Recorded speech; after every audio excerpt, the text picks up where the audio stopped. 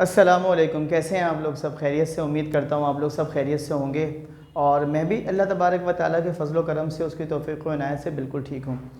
आप सब जानते हैं कि आजकल हम केमिस्ट्री में चैप्टर नंबर 4 के न्यूमेरिकल्स की तरफ गामज़न हैं, और न्यूमेरिकल्स हमारे जारी व सारी हैं अंडर द हेडिंग ऑफ और under the law of grams law of diffusion.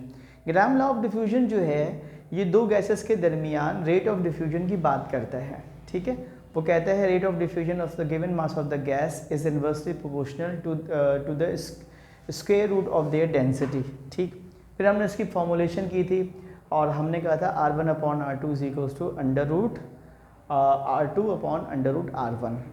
उसके अलावा ना हमने रेट ऑफ डिफ्यूजन के अलावा हमने time of diffusion, molecular masses और डेंसिटी में भी न्यूमेरिकल्स किए थे और हमने डेरिवेशन ड्राइव की थी। आज का जो न्यूमेरिकल है, इतनी लंबी चौड़ी तमहीद बांधने का मतलब यह है कि आज का जो न्यूमेरिकल है वो ग्राम लॉ ऑफ डिफ्यूजन के सिलसिले का आखिरी न्यूमेरिकल है।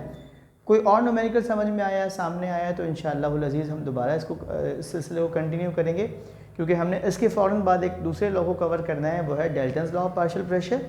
इन द मीन टाइम हम ये भी करेंगे, दरमियान में मेरा इरादा है कुछ गैसेस के मिक्सचर का ना फाइनल वॉल्यूम या फाइनल ड्राई गैस का प्रेशर निकालना या ड्राई गैस का वॉल्यूम निकालना, इस किस्म के न्यूमेरिकल मेरी प्लानिंग का हिस्सा हैं। आजकल जो बच्चे सेकेंड ईयर में हैं, वो अमूमन बच्चे जो हैं वो ज़्यादातर अपनी तैयारियों में मसरूफ़ हैं। फर्स्ट ईयर का उनका जो रिज़ल्ट है वो अनकरीब इंशाअल्लाह अज़ीज़ कुछ ही महीनों में आ जाएगा।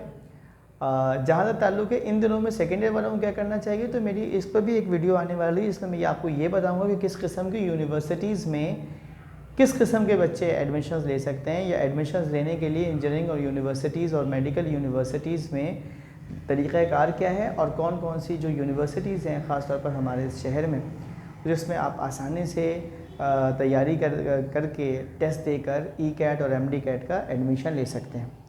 साथ साथ में उस वीडियो में आपको ये भी बताऊंगा कि कौन कौन सी यूनिवर्सिटीज़ में एडमिशन के लिए क्राइटेरिया क्या है, प्राइवेट यूनिवर्सिटीज़ का क्राइटेरिया क्या है, और सरकारी और निजी नीम सरकारी यूनिवर्सिटीज़ में एडमिशन का क्राइटेरिया क्या है। तो ये इंशाअल्लाह आने वाले दिनों में हम करेंगे।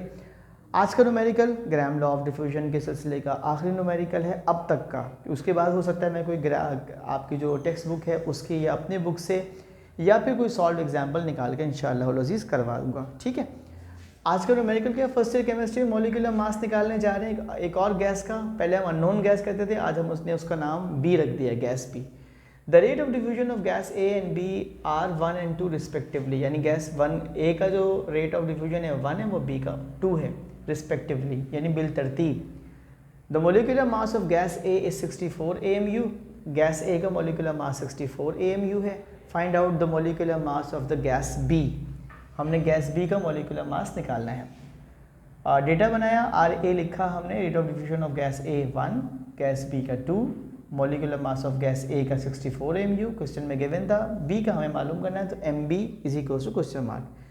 सोल्यूशन की हेडिंग दी और लिखा using Graham law of diffusion RB/RA is equal to √MA/√MB। ये क्रॉस हो जाता है, ठीक है, आमने सामने नहीं होता। वैल्यूज पुट कर दी, 2/1 √64/√MB। स्क्वेयरिंग कर दी, स्क्वेयरिंग से आपका क्या हुआ, ये बन गया 4/1, क्योंकि 2 का स्क्वायर 4 होता है, 1 का 1 ही होता है।